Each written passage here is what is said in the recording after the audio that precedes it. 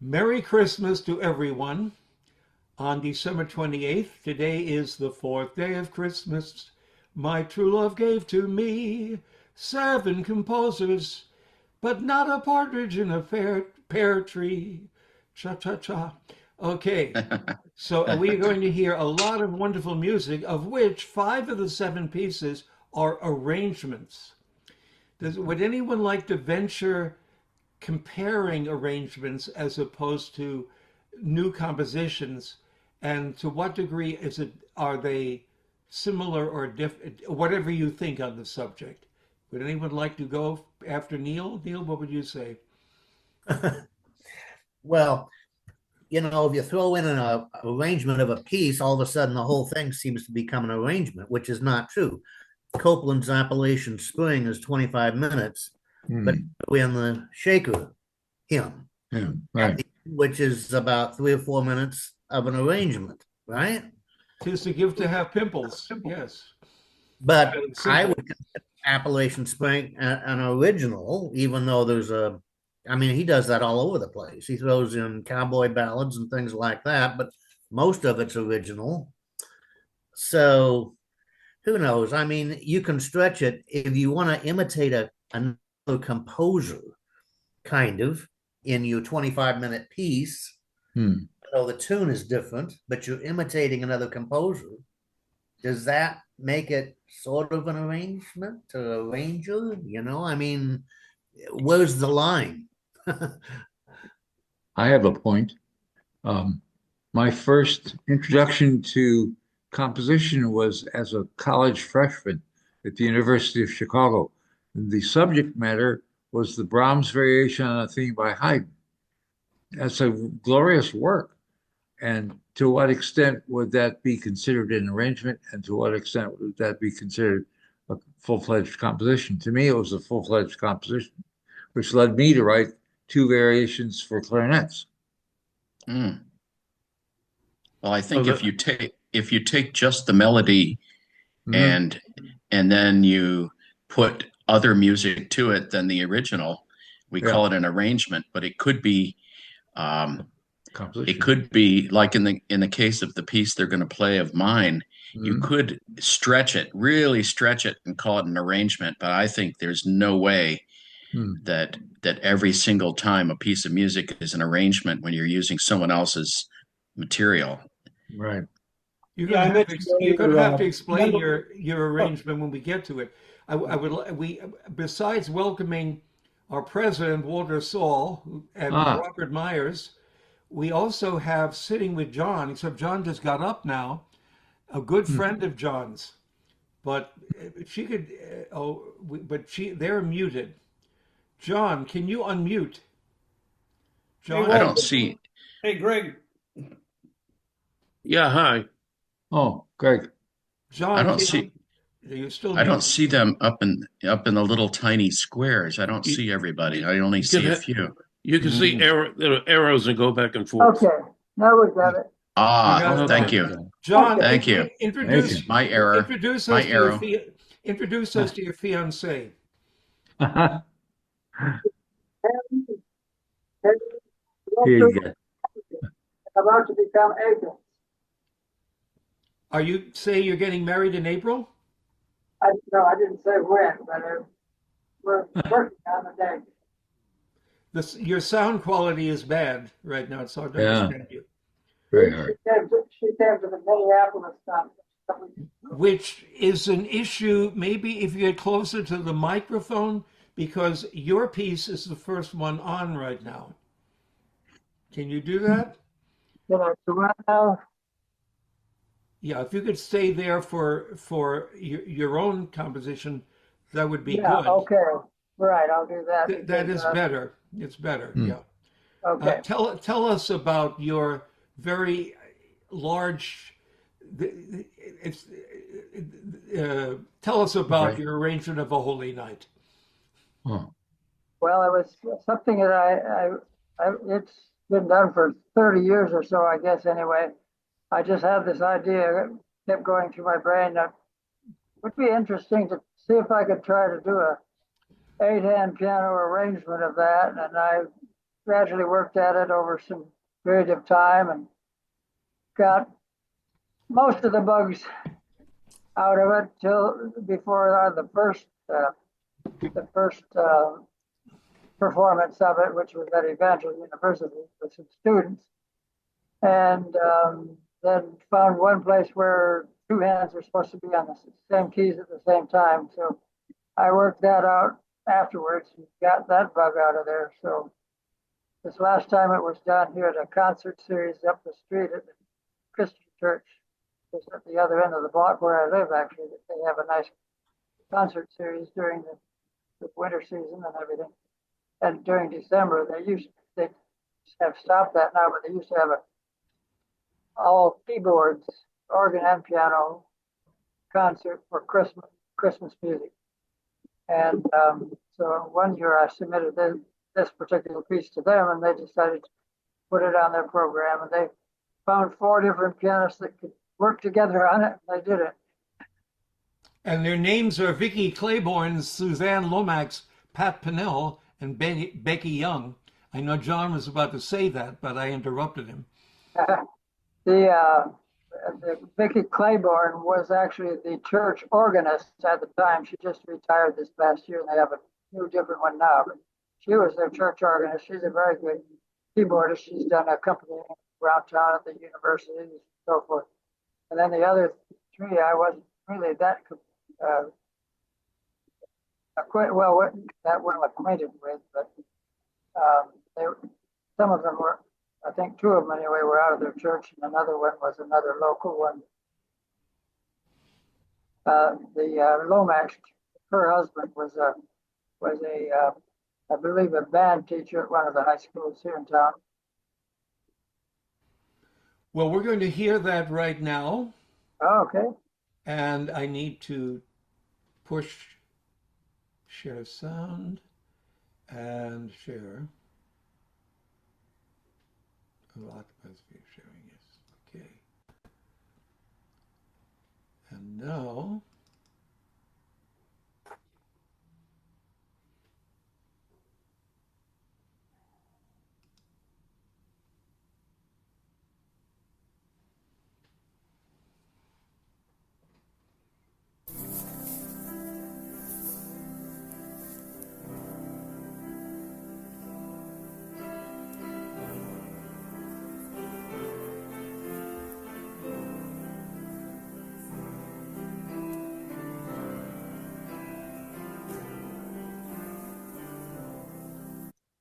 I'm just going to pause that to check. The sound quality of the original recording is not that great, but for you out there listening, could you hear the music?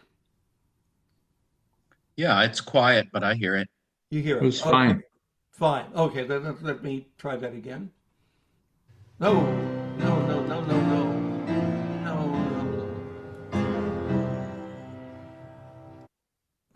Wrong season. Let's try that again. Okay.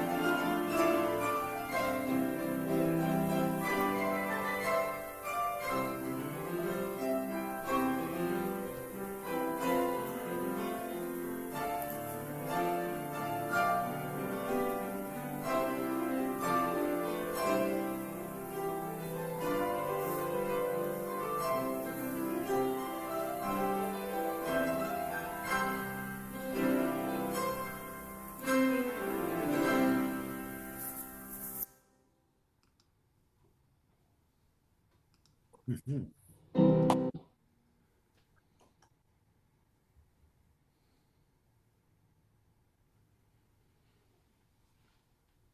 Does anyone have anything to say? I love those swirls of chromatic runs. Very effective. Thank you. How Thank many you. pianos? All I can do. What, the 4 pianos or 2 pianos?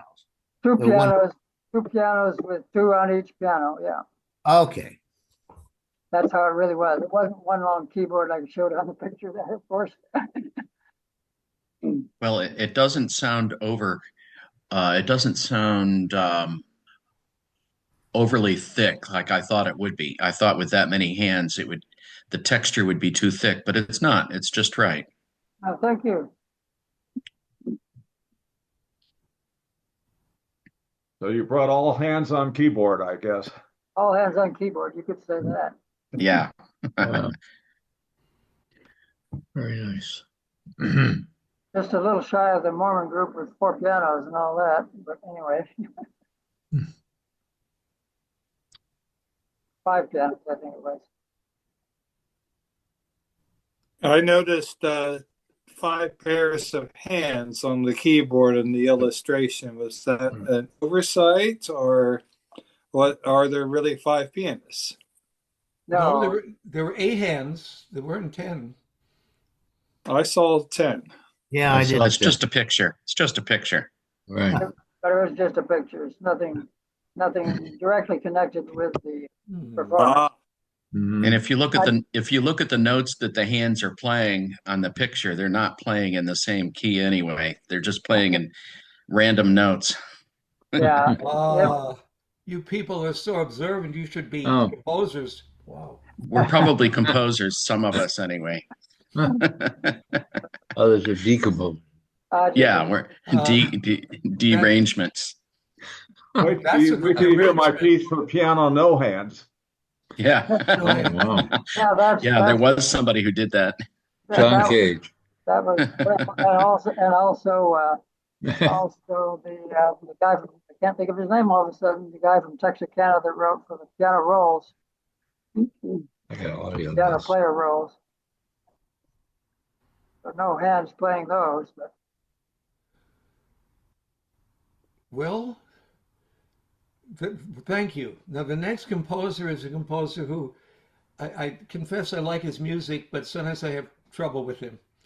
It's an arrangement that I did of Patapan, which was written in the 1600s by Bernard de la, I can't pronounce this, Monrove.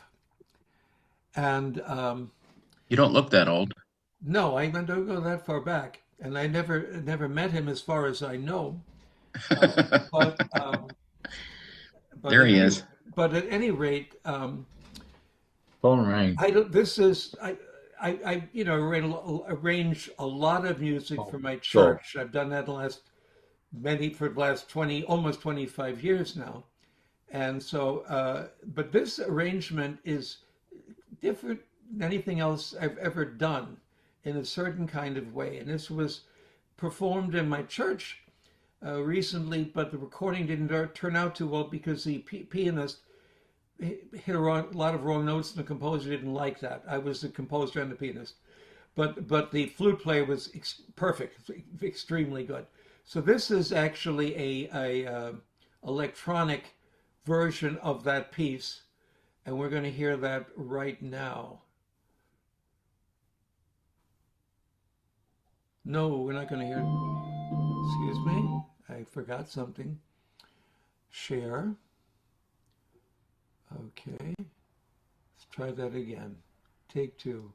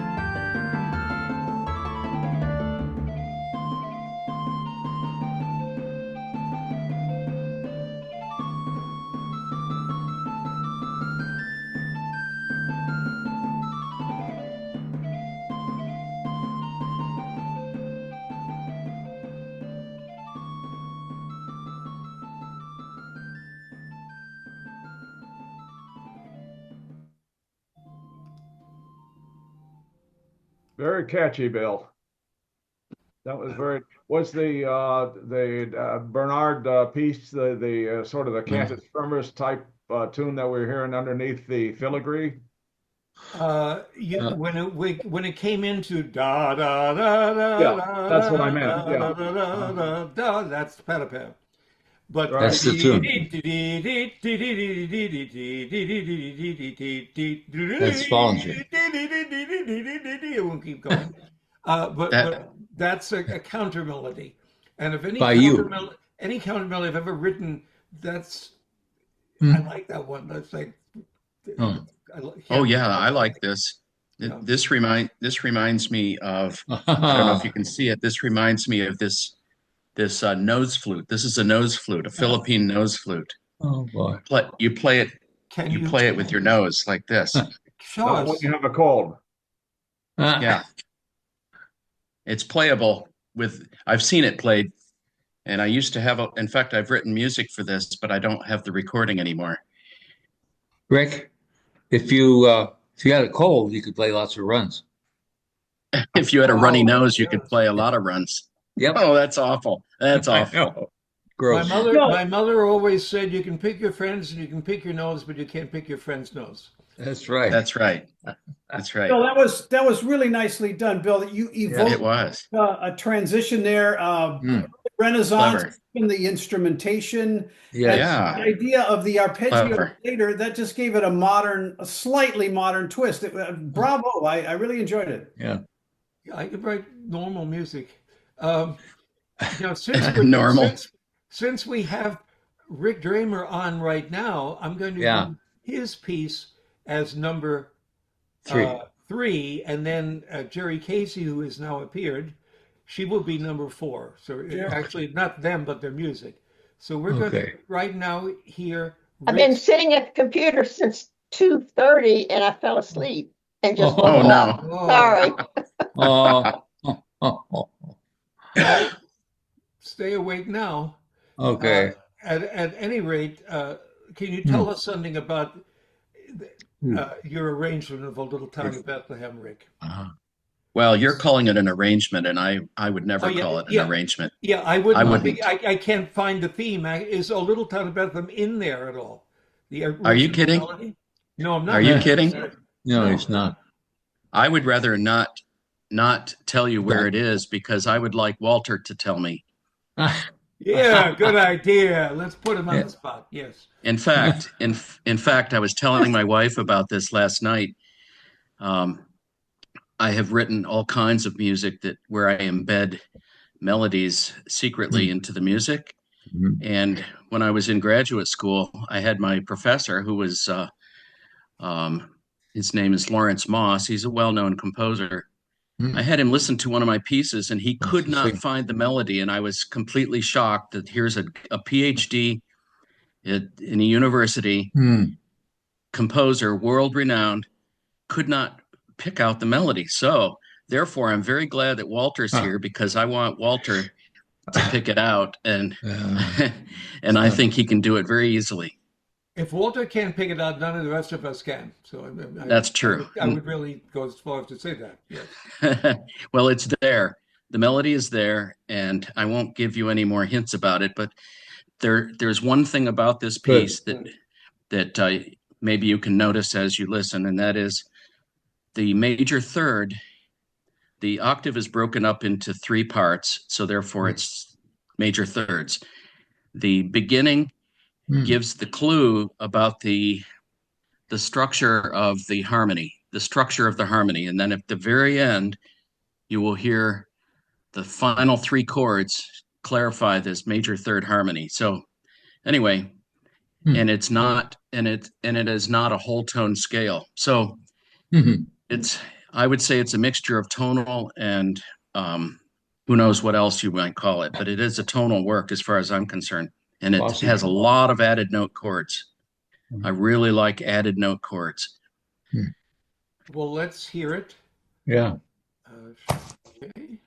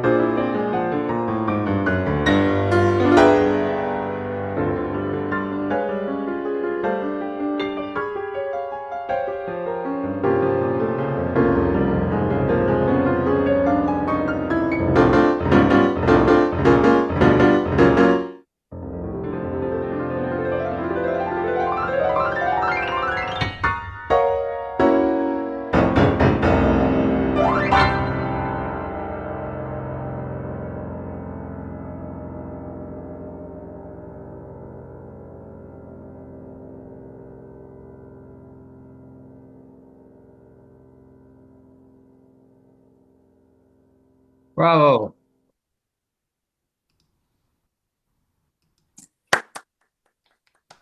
Excellent. Thank you. I could not hear it. I could not find the tune. Oh, seriously? It's pretty obvious to me. Really? There you go. It's there you on go. top. It begins That's right. around measure 6, I think. Yeah. And of course, you have it in kind of a very loose version of 9/8 time. And yeah, very loose. So the problem is that O Little Town of Bethlehem has been kind of converted into compound rhythm.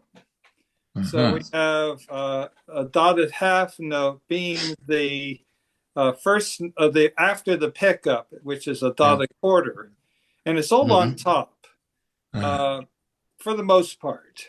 For the most part, yeah.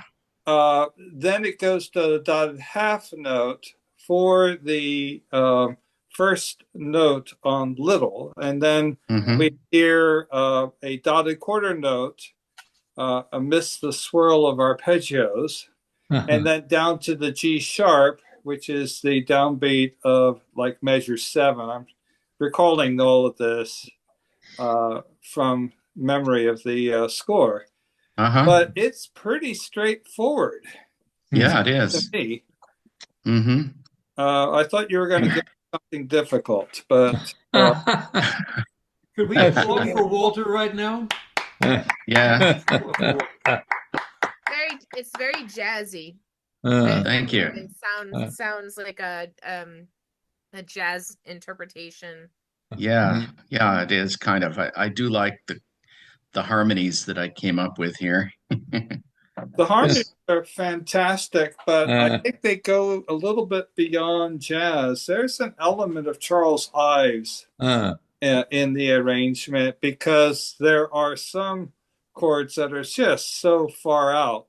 Yeah, that's for sure. Not be in the jazz lexicon, but would be sort of the things that Charles Ives likes to do. And I do notice that you wisely keep us from knowing the time signature. Yeah. And you do.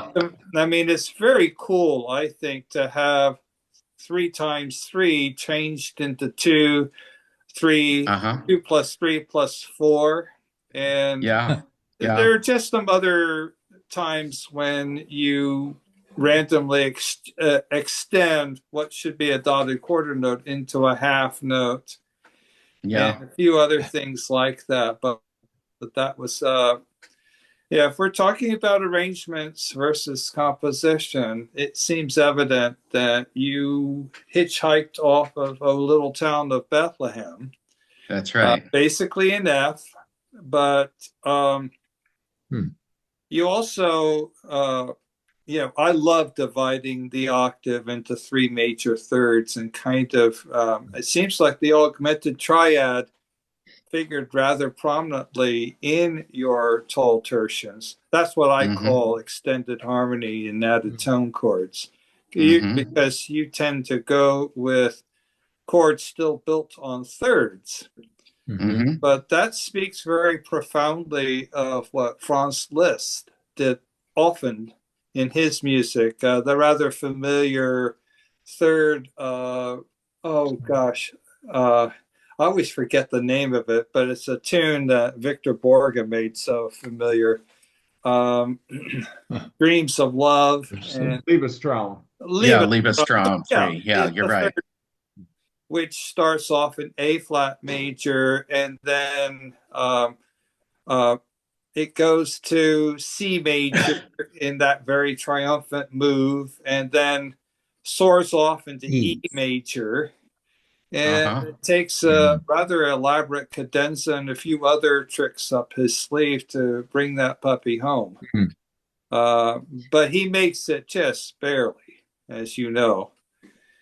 And so there are quite a few elements besides the obvious ones that find full range of expression in this composition that somehow is connected to a little town of Bethlehem. Nice work. Thank you. I used the melody notes, each note, to create a chord, not necessarily sticking to the key of F, but using the note as part of a chord that's recognizable as a harmonic chord, but not necessarily a chord in the key of F. That's so therefore the melody defines the harmony rather than the harmony supporting the melody. I don't know if that's clear, but it's hard to explain that. It sounds like, for instance, if we take the G sharp, the A, and the C that initialize the melody, you have chords that like to feature half steps and minor thirds. And I think that was some of the coloring that sounds like you're using pitch class sets as well. You know, I've never considered that my music uses pitch class sets. However, I know music theorists have analyzed music with that in mind, and I've often wondered if it's valid or if it's just the composer. They do that with Charles Ives sometimes, and I don't think Ives was thinking along those lines at all, and I don't think along those lines, but maybe I do, and I just don't realize it. Well, I started realizing that more and more, especially with my Metamorphosis, which was kind of like what my big piece that I wrote as a sophomore at Duke. I suddenly realized that that's what I was doing. Didn't have the name for it. But you invented it. To me, that when you're doing stuff like that, melody notes that form cells that then become harmonic units, you are operating on that level. I would not have blamed Charles Ives for that. I would have blamed Anton Webern especially for that. Berg to a lesser extent, and Schoenberg. But that was what kept their atonal period glued together before they discovered 12-tone technique. I think it's a very important facet of work too. About that. Walter? Walter? Yeah, I'm right here. Would you include Scriabin in that collection? Oh, yeah. And by the way, I beat up Bill a little bit earlier by accusing him of mysticism because he included Scriabin's mystic chord. Oh, you caught that, yes. Yeah, I was trying to unveil all of the but in a way that's like a pitch class set, especially when you go to Vers la Flamme, where he actually uses the mystic chord everywhere and subsets of it. Although it's not just on C like we sometimes think it is. There are a lot of tritones in the mystic chord, and we know what tritones mean. We're now going to go to Walter. There's something we have to have Walter on for a program, not where we hear any of his music or anybody's music. He just talks about music. That would be interesting. or maybe another thought. Hey, this is a thought. Picking some other music that he likes particularly and would like to talk about. That would be a nice idea. Our next meeting will be, hopefully, I won't identify who they are. We have two members who I would say are equally composers and theologians. Okay, and they're not here today. Either of those guys. Are you getting Diego on the show? Yes, that's one of the oh, good. Good. But that is tentatively. I don't want to name the other one yet in case it doesn't happen. We are now going to have Jerry Casey hear her piece, her song, "Clear and Cold Was the Night," which was composed by her. I think the lyrics were written by her, and she sings it. And did you want me to read the words before? Yes, and video? Yes. First, maybe say a little something about the song, and then read the words, and then we'll put it on. Well, this song I probably wrote maybe 25, 30 years ago, a long time ago. I was writing a whole bunch of Christmas stuff. I just got to going on it, and finally somebody said, you ought to write a cantata. And so I did for my little church choir. And we did it probably early 2000, maybe. It was a lot of fun. I just love Christmas songs. And that's how this came. In fact, I had a voice teacher friend who did a few of my songs that with her students. And she said this was the song that the girls fought over to sing on the Christmas recital. Whose turn was it to get to sing this song? So, but this is definitely a kind of old school. But here are the words. Clear and cold was the night. Bright were the stars above. The stable now so quiet lay, save for a lullaby of love. Sleep, little precious child, safe in your mother's arms. Sleep, blessed Holy One. God will keep you from all harm. Clear and cold was the night. Bright were the stars on high. The shepherds sleeping on the ground were wakened by the angel's cry. Fear not, I bring you good news, great joy for all the earth. Today is born at Bethlehem, Christ the Savior of the world. Suddenly a host of angels sang, peace on earth, goodwill to men. Shepherds heard the song the angels sang, peace on earth, goodwill to men. Clear and cold was the night, bright were the stars above. The shepherds knelt near the manger bed, awed by God's great gift of love. Mary, Joseph, shepherds too, rejoiced at the Savior's birth. We too need to join the song, proclaim his name in all the earth. Lift the song, the one the angels sang, peace on earth, goodwill to men. Lift the song and make the heavens ring, peace on earth, goodwill to men.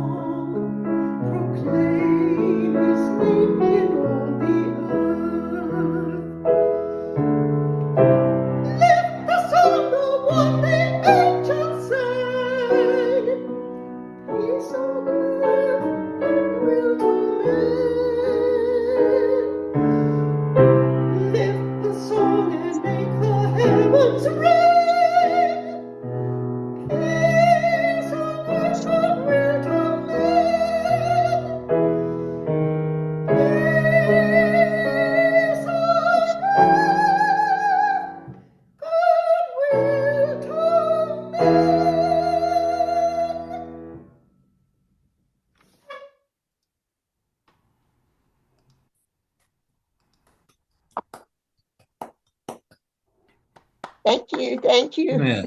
That's real pretty, Jerry.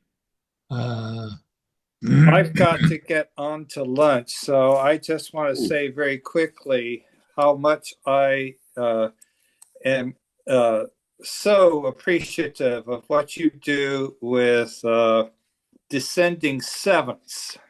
Reminds me of that other famous tune, More, that you can teach major and minor sevenths singing with. I can't even remember who wrote it, but it came out. And that and Mozart and Your Grace with those big intervals and making them sound melodic. Yeah. And then, of course, the borrowed sixth chord, the flat six that announces the bridge, is just a wonderful surprise and so perfect for the Angels. So congratulations. I'm so sorry I have to run, but it's one of those days. So blessings on all of you. Merry Christmas and a Happy New Year. And you too. Walter's other job he's going to right now, he's also a detective. Oh. Police department. He is able to recall every person he sees. Don't blow my cover, okay? Okay. We won't tell. Appreciate it. Any other comments from anyone on Jerry, very beautiful melody. Jerry, I enjoyed it right from the beginning. In fact, this is a compliment. I thought, where did she get that from? What song? I've heard this before, but I haven't heard it before. And your use of the as Walter mentioned, the sevenths, as in There's a Place for Us by Bernstein, was very refreshing. The ending is big and beautiful. And yeah, I hope you can get that recorded and get it out there. It was very, very enjoyable. Now, thanks a bunch. And I think I'm doing pretty good for 91. Absolutely. Wow. Yes, yeah, ma'am. you sang. It's amazing how well you sung. Yes, it's amazing how well you sang. Yeah, it is. You did an excellent job in that. And your voice didn't waver. And it also helps that Jerry's initials, what they are. Yeah, it does. JC. Now, Robert could say something either at this time or the next song, whichever he prefers. I don't know. But by the next, Robert Myers, by the next song, he will have to say something. So you can still sit there quietly if you wish. But don't start playing the trombone now, please. Okay. Okay, we are now going to hear A Western Christmas. And this is a full-blown orchestral piece performed by, in this case, it's not clear what, Larry, by the Carson City Symphony. Are they playing this one or another orchestra which played it? No, the Carson City Symphony premiered it, and then the Vanguard Symphony is on this recording. This is the Vanguard Symphony. Let's make a note of that if you're listening to this on a recording. The Vanguard Symphony. Remember do any of you old enough to remember Vanguard records? I am. Absolutely. I think I have some. Yes. I forgot about Vanguard records. Yeah. Anyway, Larry, tell us something about the music, and then we'll hear it, and other people will tell you something about your music. All right. Well, thank you. Thank you just for doing this, Bill. You were all talking about arranging versus composing. And yes, this does contain a fragment of a melody that all of you will know, Go Tell It on the Mountain. And that seemed appropriate for the West, where I live. And so this piece tries to evoke Christmas out here, not necessarily in California, but in the Intermountain West. And that's, I think, why the Carson City Symphony there in Nevada, they were interested in it.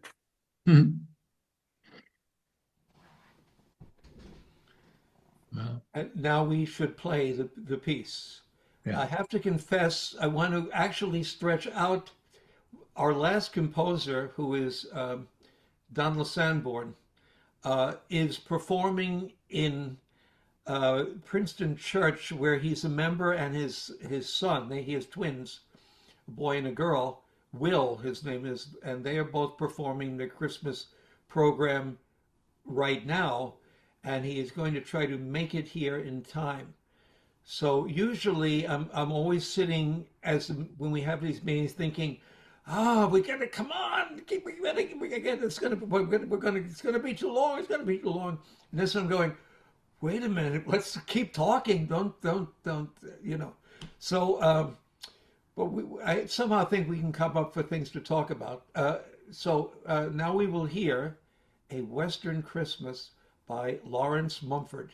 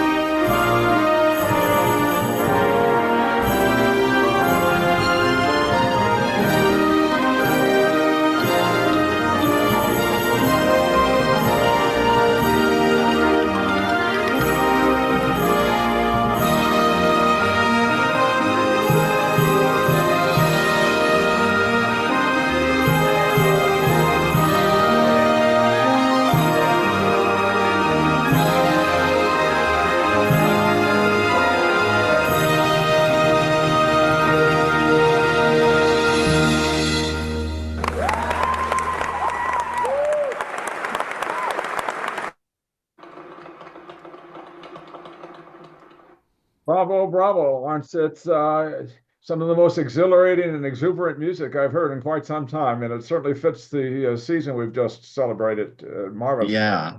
Thank You you. really managed to turn Go Tell It on the Mountain into a Western. It really sounds like a Western. It really does. Yes. Thank you. Really loved that. Just really rejoicing. And I was over here feet tapping and all that kind of stuff. And that's a perfect counter melody to it also. Plus, I've always admired Larry's orchestrational skills, all the way back to the fourth or fifth meeting of CFAMC in Portland. Well, thank you. Thank you. You know, and I've always admired Don's mentoring for so many of us, both as composers and as people who are involved with conferences. So thank you, Don. Yeah, thank you, Larry. Well, it was a delightful piece, Larry. And as Rick mentioned, obviously some Western motifs, and certainly I kept thinking of Copeland going through it. I think I heard some quartal harmonies in there, and obviously those Western motifs and the big open sound that certainly made it feel like that. And although it clearly used motives from Go Tell It on the Mountain, it obviously was not an arrangement, as like we were discussing earlier. Right. You just threw it in. Just a reworking of those lines into a new piece of music. So just really lovely piece. Oh yeah. We didn't need Walter to explain, like with Rick's piece, where he was explaining all this. That I don't know how he does this, but in this case, I could hear the counterpoint and recognize everything going on and chopping in little pieces and having them overlap each other. But I have to ask Larry, have you ever done two questions. One, did you do the graphics for us for this, or did you do this previously with the pictures? I mean, which were very nice to have. No, I did them for you, Bill, and Thank you. You gave me a 2-day deadline. I forgot that. Well, you did it. Thank you.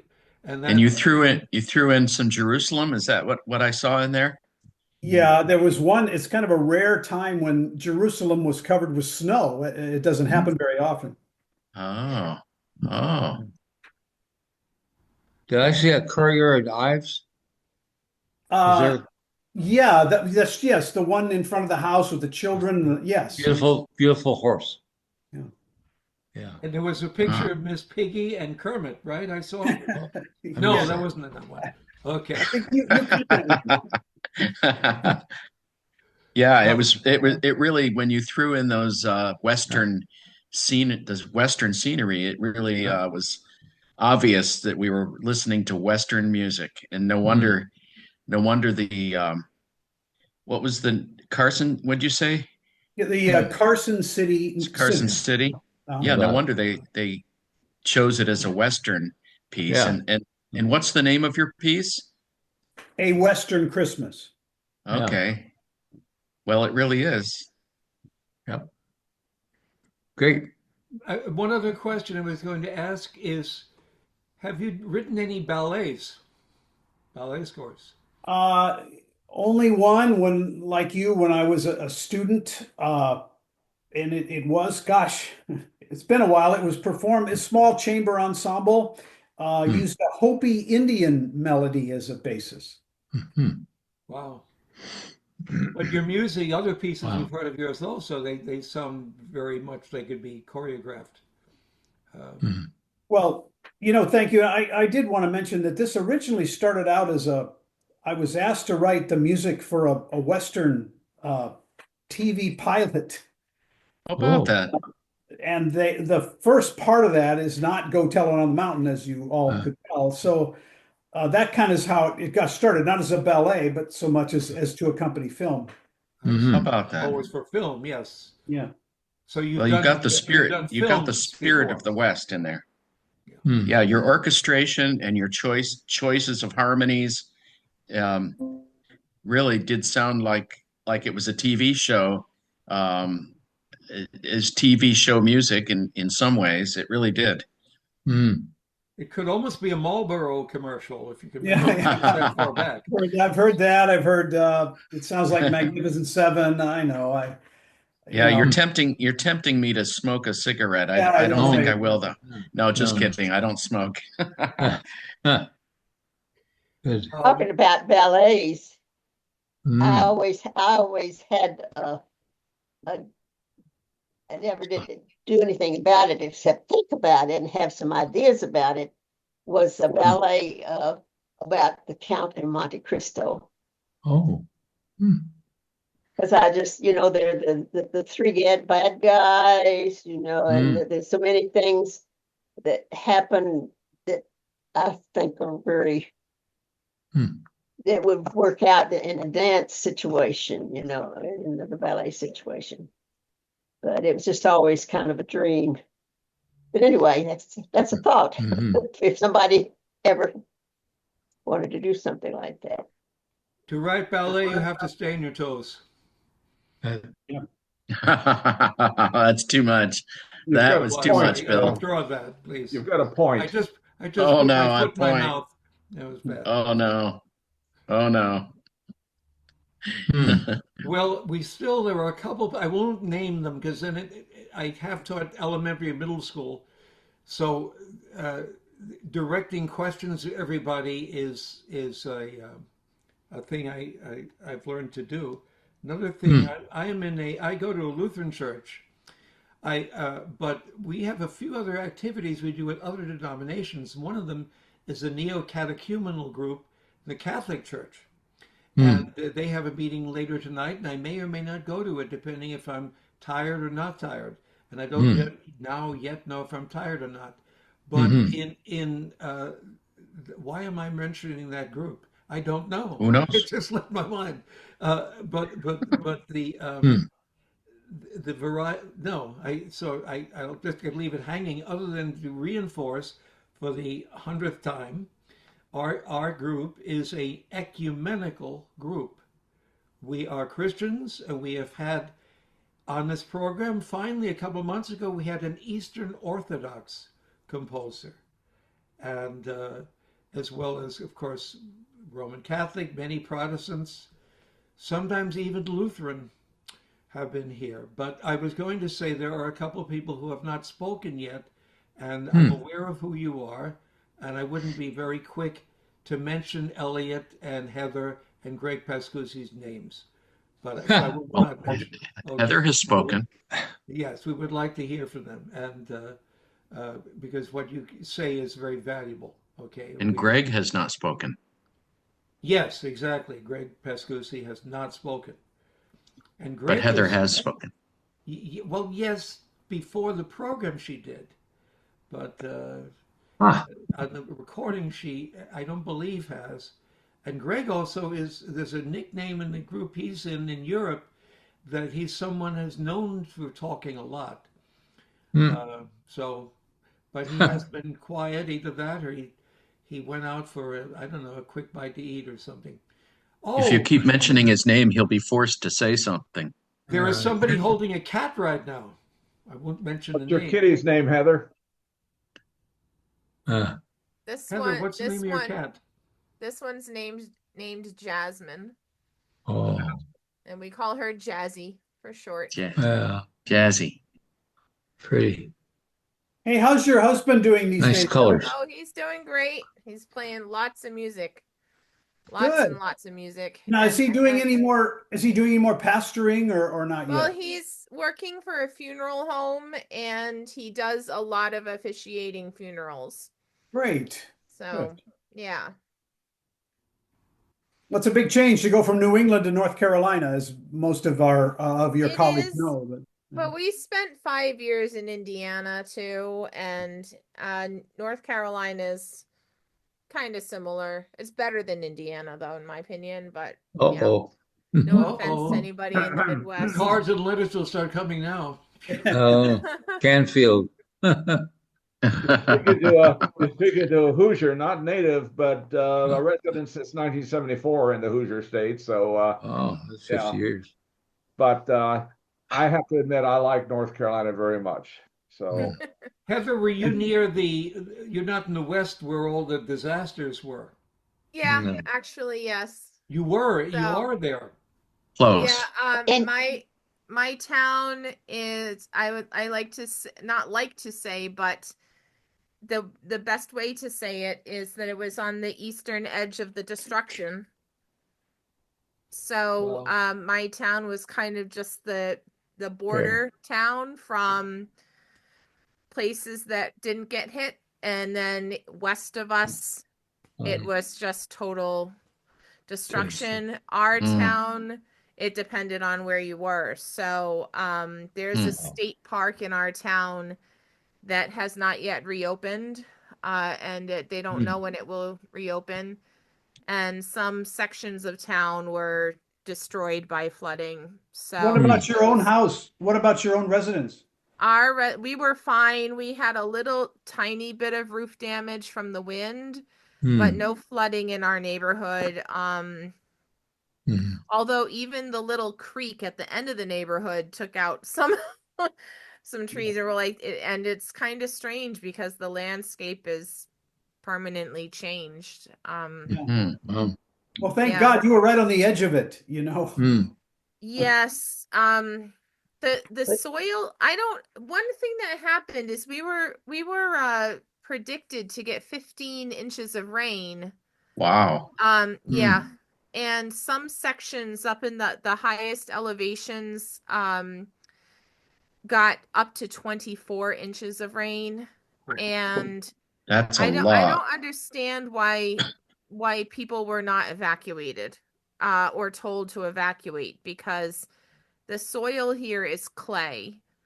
So every time it rains, there's landslides, small ones, small landslides, small rock slides. And I'm like, that much rain, it can't go anywhere. Like, it doesn't matter if you're not near a river, everything was just coming down the mountain. So mudslides took out entire towns. Wow.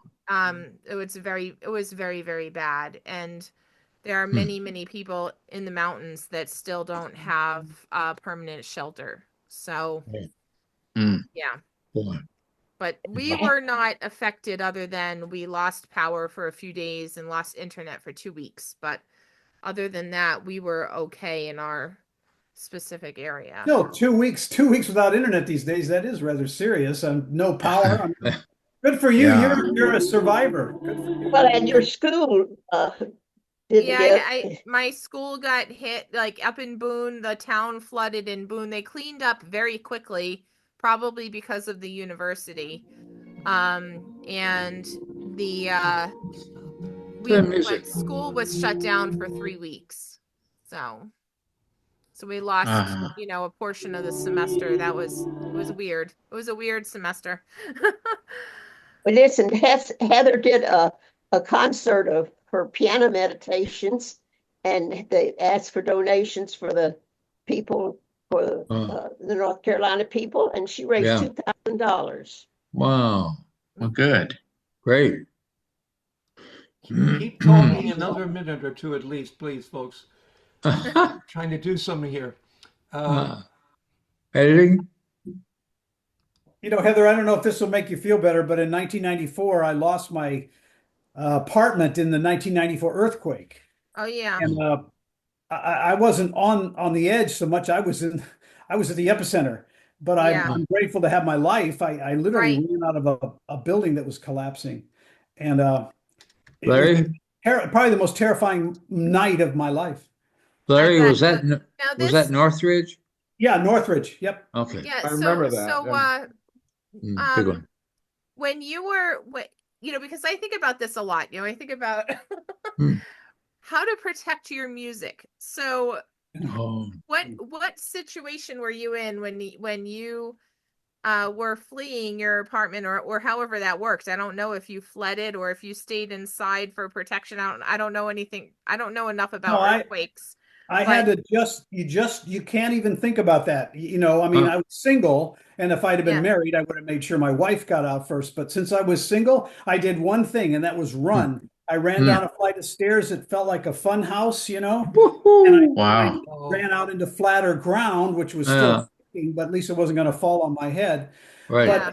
But fortunately, even though the building was then red tagged, I had this, shall we say, less than law-abiding friend who was willing to walk back in there and grab my computer, which had my music.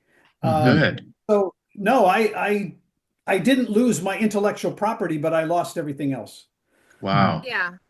I think about this as my plan. I have not acted on it yet, but maybe this is like, my 3-month plan is to print out all my stuff, all my completed scores anyway, and send them to somebody for safekeeping, just because even if I lose my computer, if it's printed out, it can always be re-entered into whichever notation software is working on that day. Yeah, either that or can you see this? I have about 8 of these. These are just these hard disks that you can buy at Office Depot, whatever. And so I keep these in a separate location in case this would ever happen again. Hard disk. Cloud.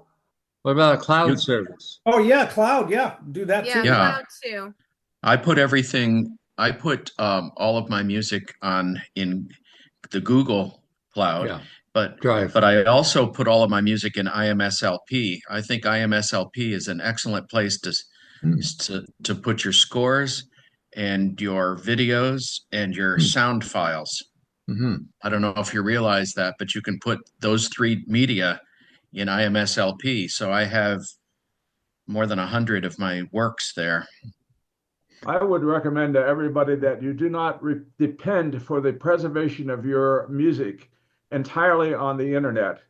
If we got a solar flare such as we had in the United States in 1858, which wiped out the telegraph lines, but there wasn't much else to wipe out those electronics, the entire internet could be basically destroyed, and anything on it would be irretrievable. That would also be the case if we had a rogue nation like North Korea launch or China launch a nuclear bomb. A nuclear bomb exploded 150 miles up in the air above the center of the United States would basically wipe out our entire electrical grid, including the internet. So I think it's very important to keep your work on a format that would not be destroyed in the event of one of these things. I personally multiple places. I personally have copied all of my files onto a flash drive, and I keep it in what's known as a Faraday cage, which is impervious to an EMP or electromagnetic pulse attack. Good. You might want to think about that. No, that's good. Can you write that into the chat so we can spell it properly? Sure. F-A-R-A-D. Yeah. Faraday. I'll just write it right now on the chat. Okay, thank you. Yeah, I think it's important to keep it in various places. I have all of my original manuscripts in a safe, which is right here next to me. It's a fire safe, and it's waterproof and fireproof, and it's completely packed full of over 1,000 pages of my manuscripts. And I also have backup hard drives, external hard drives, and the cloud, and also IMSLP. And I also have printouts. I have some suitcases or briefcases full of printouts of my music. So printing it all out is really a long process if you have a lot of music, and it's difficult and expensive, but it's highly worthwhile. You have the right idea, Heather. But remember, we're not a piece of music. We're immortal. Our music, that's right, doesn't have to be, but also I know at least one story of a man who died and came back, and at one point he went on a tour of like a great university, and he encountered a library, like an enormous library of thousands of years of every kind of way of writing things down and creating things, and then he encountered a few people who were one was a composer and one was a scientist. And this composer, he could hear what the composer was composing. And when he heard it, he thought to himself, Bach is only the beginning. I never heard music like this before. And then there was a scientist also doing experiments. And then he saw people walking down corridors and they did not talk to each other, but they were preoccupied with what they were doing as opposed to preoccupied with themselves, which is when the same man was first of all in hell. Everyone kept saying, I told you I was right. I told you I was right. And things like very self-justifying things. And since I'm sharing this anecdote, I may have shared it once before with some of you. When Elliot Carter turned 100, which would now be 10 years ago, I guess, he was on Larry Rose's program, and he was in very good shape at age 100, and talked quite a bit. And there were a couple famous musicians who were raving about him. He did not talk about himself at all, but he also didn't talk about God at all, which is a higher level than what but he was talking about the music he was composing a lot. His focus was not on himself. His focus was on the music he created, and then God said to this man, going back to this experience, this outer body experience, God said about these people, they are learning to get beyond themselves, and they are still learning. I'm still learning to get beyond myself, I might add. And all of you are also. All of you are. So we are going to hear now Neil Stipp. And Neil is going to tell us, this is a very delightful, unexpected setting of words that we all, I think, know, but the music we have never heard before. So Neil, tell us something about What Child Is This? Well, originally it was in 2011. It was to be written for English horn and men's chorus for a competition, if you can believe that, at a Christmas carol competition. They wanted English horn to be the only accompaniment, and then the men's chorus.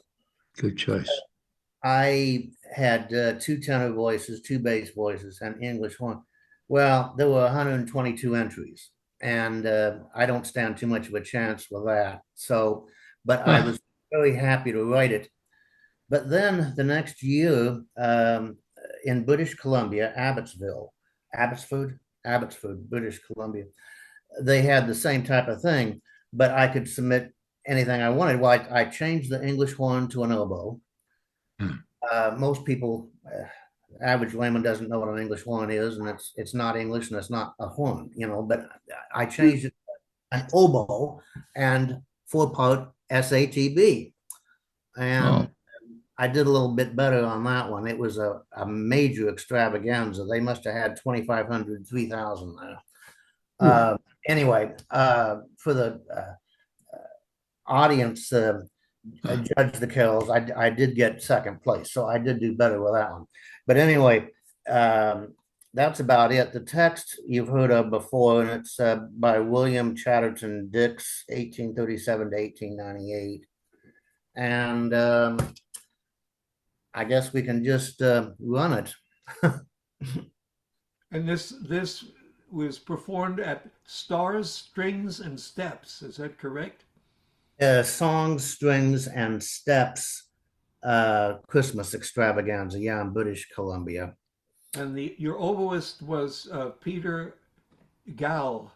Gall, yes. Yes. He was excellent. Yes. So let me put that on. Punch that up.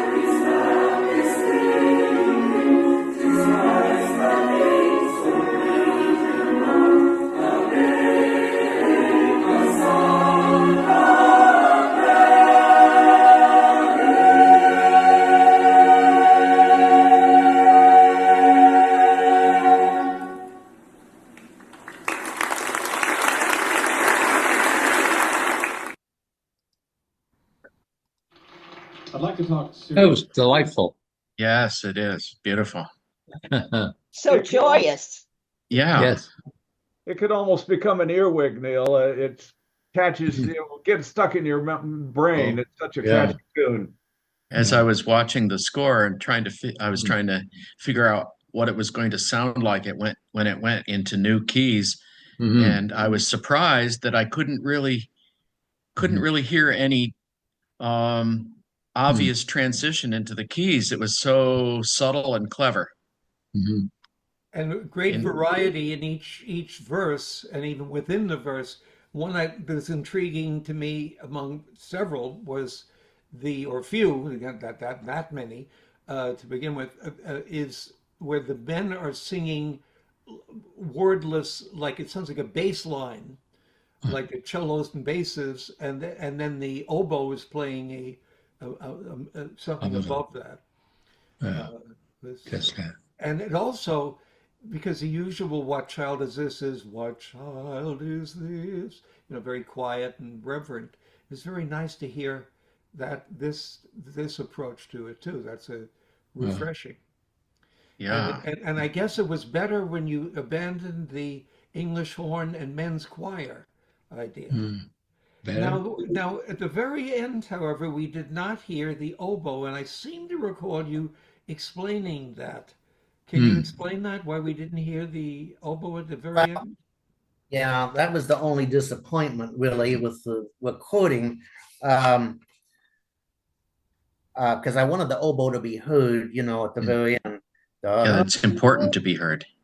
Bum, bum, and ends right there. But I had the oboe at fortissimo and I had the SATB at fortissimo, so I don't know really what I could do except maybe cut off the SAT early and then have the oboe finish like it started. It starts with. I was thinking that maybe you could have a forte piano at the end of the chorus and have them increase after the oboe has that descending line. Yeah, that's a possibility. Yeah. They don't have to hold. They don't have to hold a high volume all the way to the very end. They don't have to, because it would. I think it would really sound good, just like he said that if they quiet down a little bit right there, that would be good. And if a church choir doesn't find an oboe, you can always play the oboe stop on an organ or on a synthesizer. Or, if you don't even have a synthesizer or organ, I mean, in a sense, you could have just the pianist play the oboe part. But of course, I like the oboe sound so very much. I've written quite a bit for oboe. If you had an English horn instead of an oboe, then you wouldn't have the low register, the strong low register that you have in the oboe part. It wouldn't be so heavy. In other words, I don't know if I'm explaining it right, but in your piece, in the lower range of the oboe, it really has that oboe sound. It has a strong oboe sound, whereas the English horn wouldn't have that, because the notes would be in a little higher in the register. Am I right? No, I have to disagree. And that's my major instrument was English horn. Yeah. And it's strong in the bottom register. You can go down to concert E.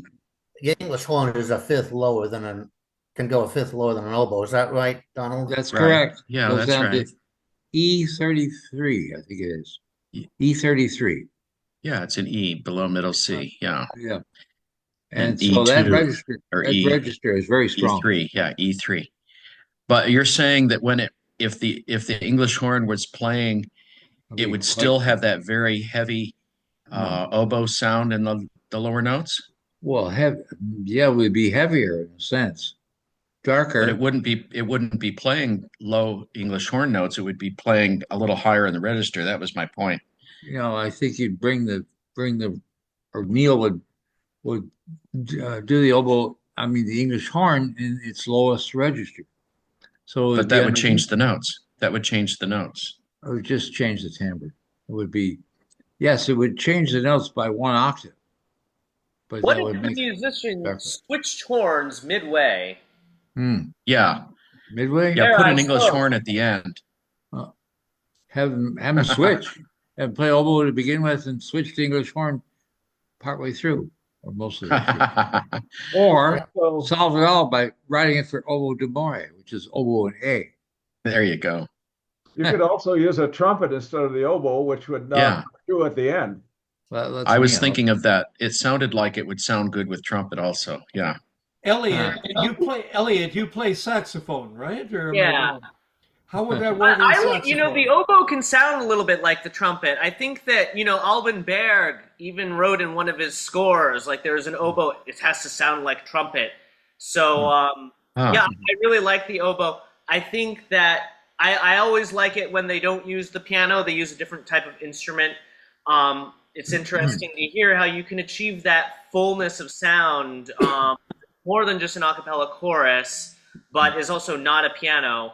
And I think, the oboe, something about the timbre, it sounds like a voice, but it also kind of cuts through. It's not, it's more cutting, more sharp. And so, I don't know, I was able to hear both the oboe and the chorus kind of playing at the same time, at the same register, but hearing both separate melodies at the same time. Yeah, that's good. You hear the counterpoint.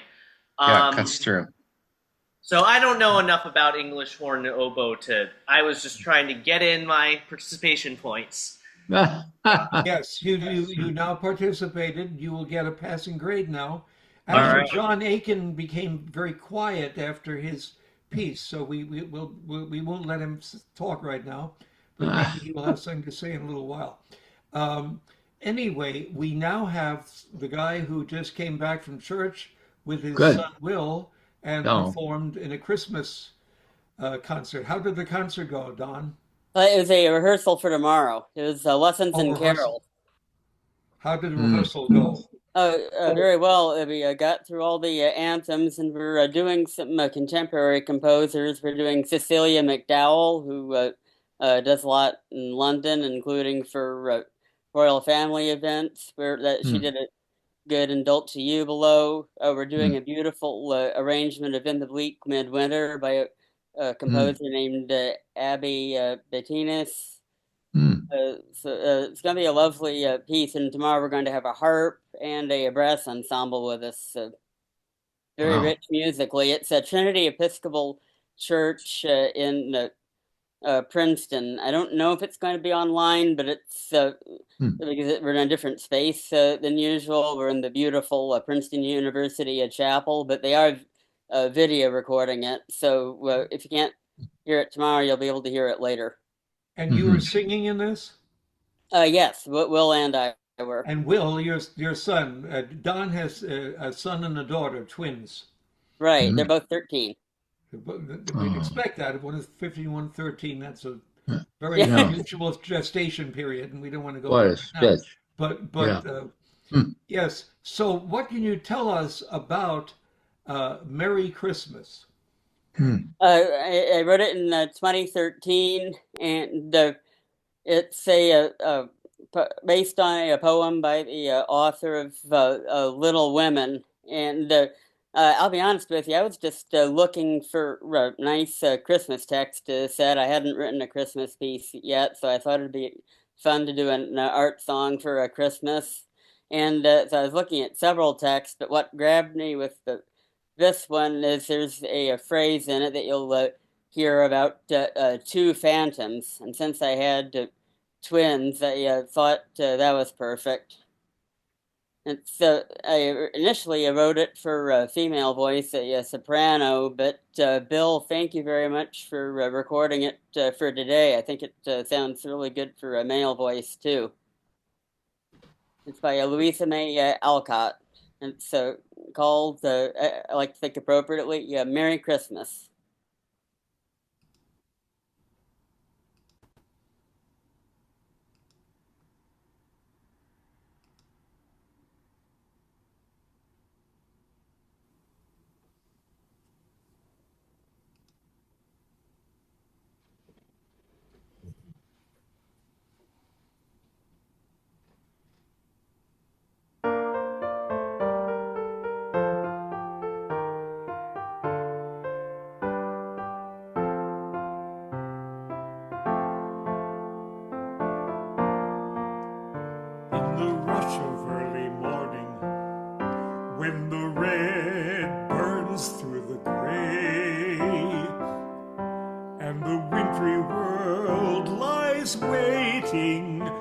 The glory of the day.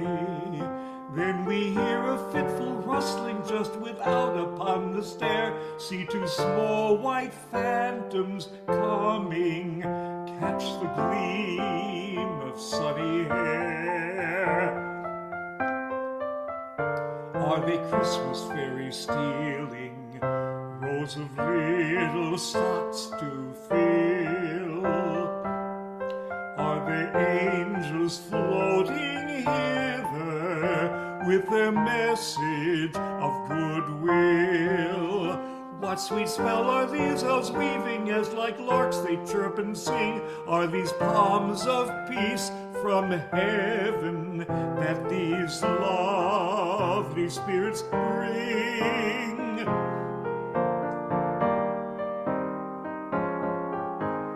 Rosy feet upon the threshold, eager faces peeping through, with the first red rays of sunshine, chanting cherubs come in view.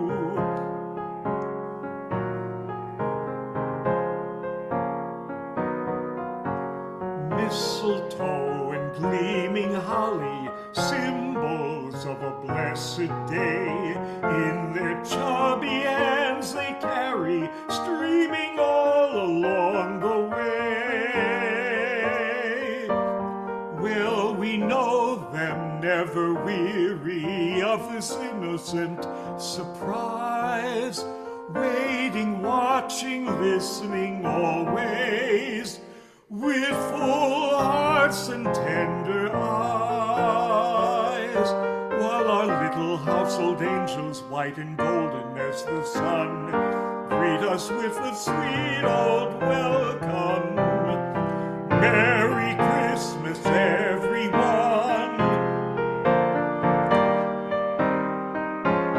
While our little household angels, white and golden as the sun, greet us with a sweet old welcome.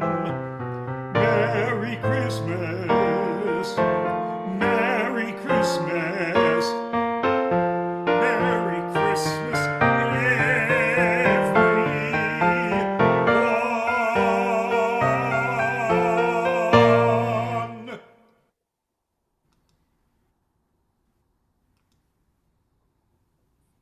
Ho, ho, ho. That's nice. It reminds me of kind of reminds me of a Charles Ives art song. Oh, really? Kind of. Yeah, a little bit, just a little bit. There are actually numerous places in there where I thought that it reminded me of that same sort of simple but unusual. And also it sounded almost modal. It sounded very modal in many places.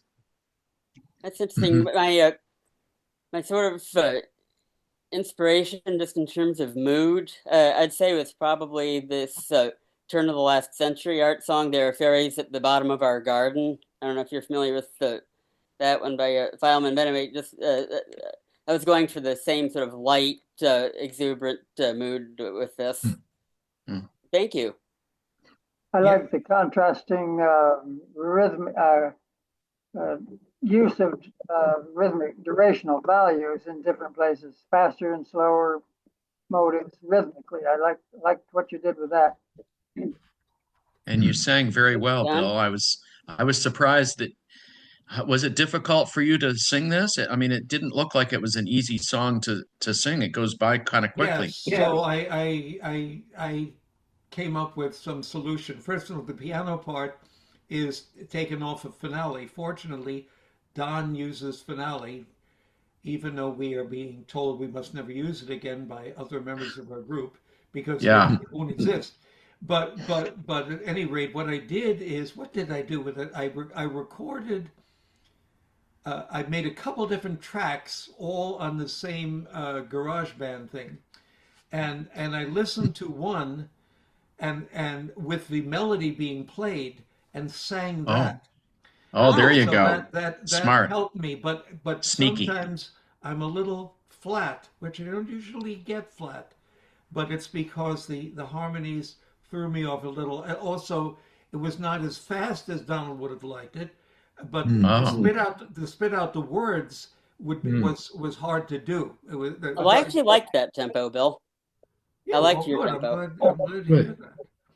And I hope your twins have your twins heard the recording? No, they will. When is their birthday, by the way? What date? It was this last October, October 6th. And so how old are they now? They're 13. They were about 2 when I finished this, but now they're 13. So they're no longer chubby? Right. So Bill, now that you are making making yourself known as a professional singer, maybe you can do all of our songs for us, and especially our SATBs. You can do all the voices and put together videos of all of our music. I am thinking with David Canfield that I will, and actually your instrumental music too. Some of his pieces for saxophone, I'll write lyrics for them, and then I will sing them. Yeah, okay. Right. Oh my gosh, no. Got a good amount of work ahead of you. Yes, it would be absolutely impossible.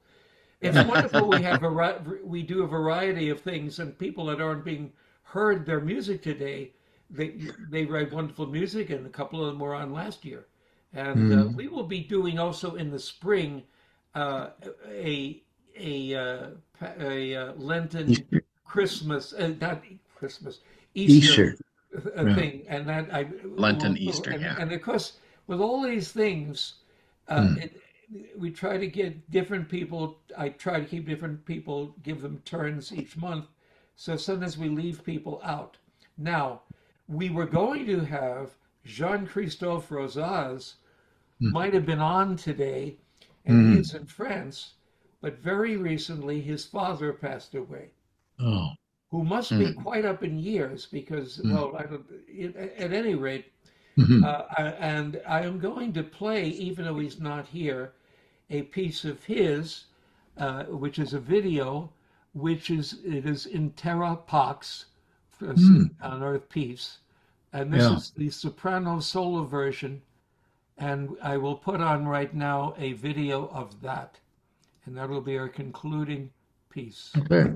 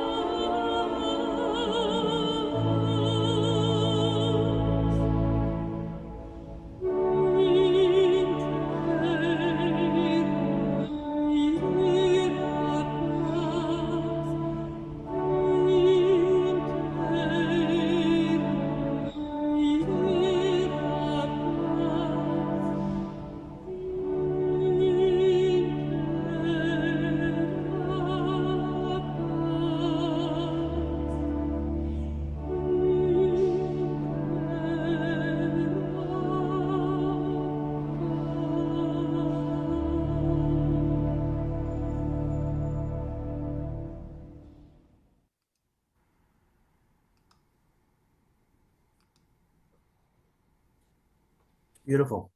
Absolutely. Lovely.